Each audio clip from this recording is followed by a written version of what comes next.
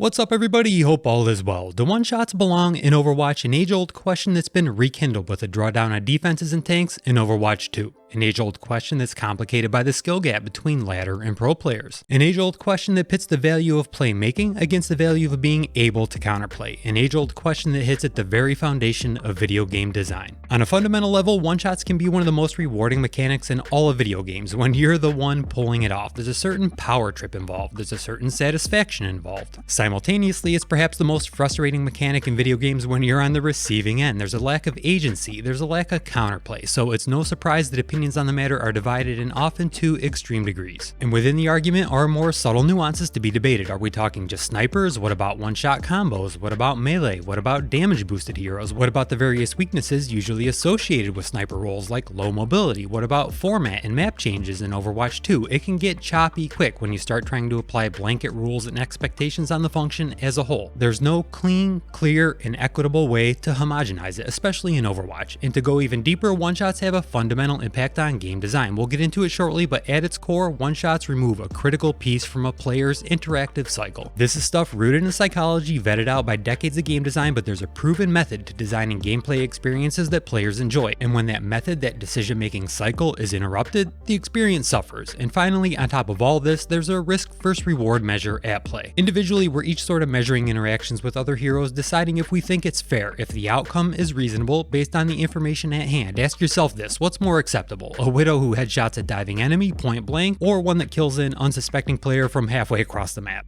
See what I'm getting at? Now, for the purposes of this video, I'm going to focus primarily on being the recipient of a one-shot. Two reasons why. First, sniping can be enjoyable, and in a vacuum, it does have a place in gaming, but this isn't the group to look to when evaluating its worth. Rather, we need to consider those impacted, as that's the group whose core gameplay loop is being affected. And second, I don't play any one-shot heroes. I know, so I have no frame of reference, but I think we can all agree that for the sniper, life is fine, and the debate is really about those being sniped. So let's get into it. Do one-shots belong in Overwatch? How do they impact a player's experience, and what heroes, if any, are a problem?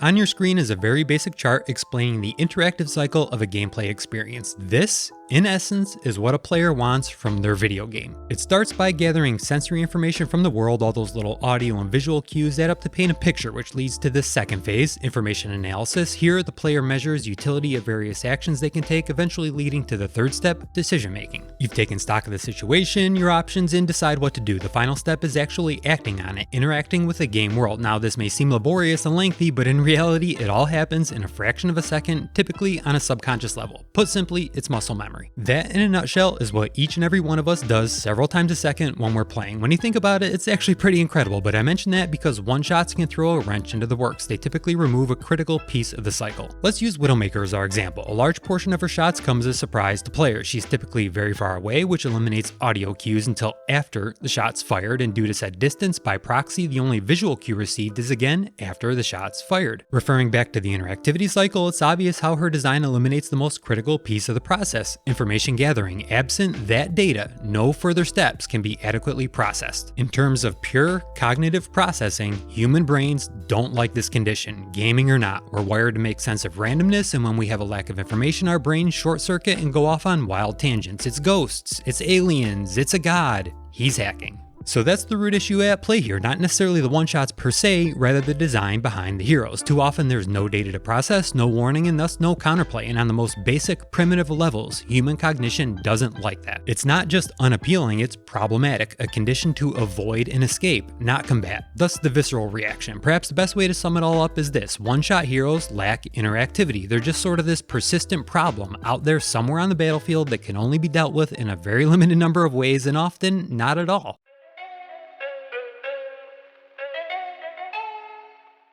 So with that section out of the way, I think we can start to narrow down what heroes and mechanics might be problematic. First, one-shot combos. An oxymoron, I know, but I think we can safely say they're fine. Frustrating at times, yeah, but within the confines of a proper interactivity cycle. Cassidy, Echo, Junkrat, Roadhog, even Mei before she lost her freeze, they all carry prominent audio and visual cues. They all have a wide range of counterplays, and their one-shot combos aren't guaranteed kills. There can be a lot of skill involved in getting in position, comboing abilities, and actually hitting your shot. Roadhog's a bit of an outlier here because even if you do survive, you're now standing next to him, and unless you're a tank, you stand a little chance of winning that duel, but whatever. Notice I didn't say Doomfist though, he's next. Doom's changing so much for Overwatch 2 that I was tempted to leave him out. Of everything Overwatch, he's probably had the wildest swing. They're still balancing him, but from my experience in the beta so far, he's not one-shotting anything anymore in Overwatch 2. It's possible, yeah, but nothing even remotely close to what he is live. He was, for me personally, the most frustrating hero to play against. His combos, his CC, his melee, his one-shot, his mobility, his hit points, it's insane. In terms of interrupting a player's interactivity cycle, he has it all. Even when you could collect enough information to act, odds are you're midair, CC'd, and almost dead. So as a long-time helpless victim, I'm exceedingly happy to see I have opportunities and counterplay to Doom in Overwatch 2, at the moment at least. As for damage boosted heroes, nothing to discuss here either, they're fine. In fact, I didn't take time to dig up the numbers, but Widow, Hanzo, and Sojourn aside, I'm not sure how many heroes can even be one shot with damage boosts anymore. Just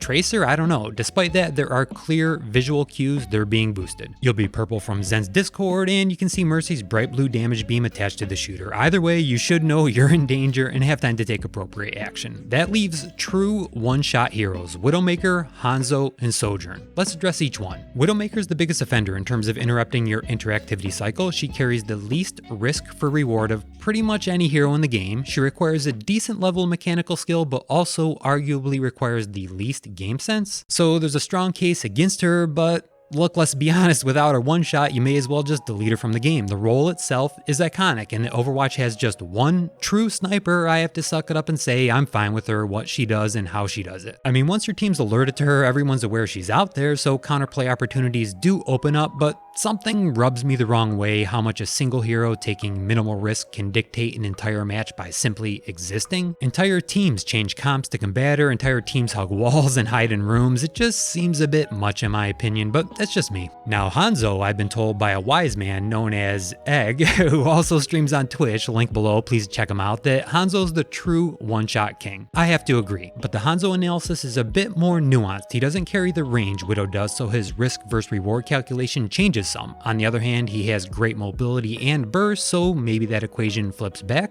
Tough to say. But his range and mobility are sufficient to put him firmly in the group that can kill you with no warnings or information. You're at risk. One tree trunk sized arrow to the noggin and you're frustratingly back in spawn. This was even worse during the scatter arrow days, but thankfully Blizzard removed that. I will throw him a bone and say you stand a decent chance of hearing audio cues, the tightly drawn bow and pitter patter of his footsteps, but that's only in peripheral engagements. In the heat of battle with 12 people blasting off, he can simply stand behind, hidden, unheard, and pop off. And finally Sojourn. I think everyone, well, latter players at least, agree she's a bit overtuned. Insane mobility, high damage, range CC, a machine gun, and sniper rifle on a single hero, but for the purpose of this video, we'll zero in on her railgun. From an interactivity cycle perspective, she falls between Widow and Hanzo. I feel like Hanzo, she's middle range and thus is typically visible, but like Widow, there's no audio or visual cue preceding her railgun shot. Her ult, yes, but normal railgun shots, no, at least not that I heard. Let's not forget, her ult penetrates targets, making her one shot potentially unparalleled. So Widow, Hanzo, and Sojourn are really the only heroes to concern ourselves with here. Are they a legit problem for Overwatch?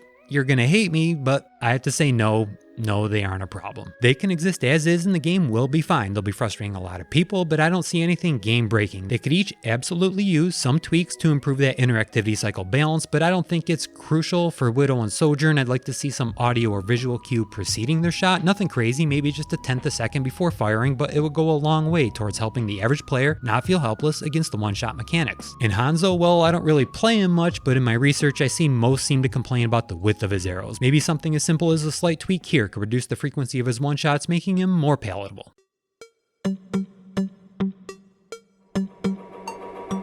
So final thoughts. Bottom line, for me, I understand the complaints, but I don't understand the condemnation. One-shot mechanics can be frustrating, sure, especially for supports who have minimal protection and can't swap to a one-shot hero of their own, but at the end of the day, Overwatch is a team game. Maybe not so much with Overwatch 2 anymore, but the expectation that teammates work together to address threats persists. Would I like to see them removed? Yeah, but that's just my bias. I don't see how they improve the experience for anyone other than the individual playing that hero. But at the same time, it's not like it's an out-of-control control situation and I don't want to ruin heroes for other people, so I'll just roll with it. I think the hate for these heroes is simply because they're a bit cheesy. Widow contributes very little, if anything, to the team and has a pretty safe existence. Hanzo's a bit much. He's easy to spam shots with, and anything under 200 hit points is insta-gib. That's the entire support roster in almost every DPS. It's a bit much. Sojourn is, well, Sojourn. I haven't seen anyone yet say she's balanced. Maybe that's wrong, but I have to agree. She does it all, and what she does, she excels at. I feel like there's no reason to play Cassidy or Ashe or like 99% of the DPS roster when you can pick her. And to top it all off, they all have from good to great mobility. Doesn't seem like there's much of a trade-off for having the most powerful guns in the game. And I'd be remiss if I didn't mention the 1,000-pound elephant in the room, the Overwatch League. Pro players, viewers, and Blizzard love the pop-off possibilities. I admit it's entertaining to watch, a true demonstration of extreme skill. So while cool, it's important to remember these are two different games. Ladder players simply aren't performing like that ever. That aside, in Blizzard's eyes, I think the value of one-shotting in Overwatch League supersedes any concerns it brings to ladder.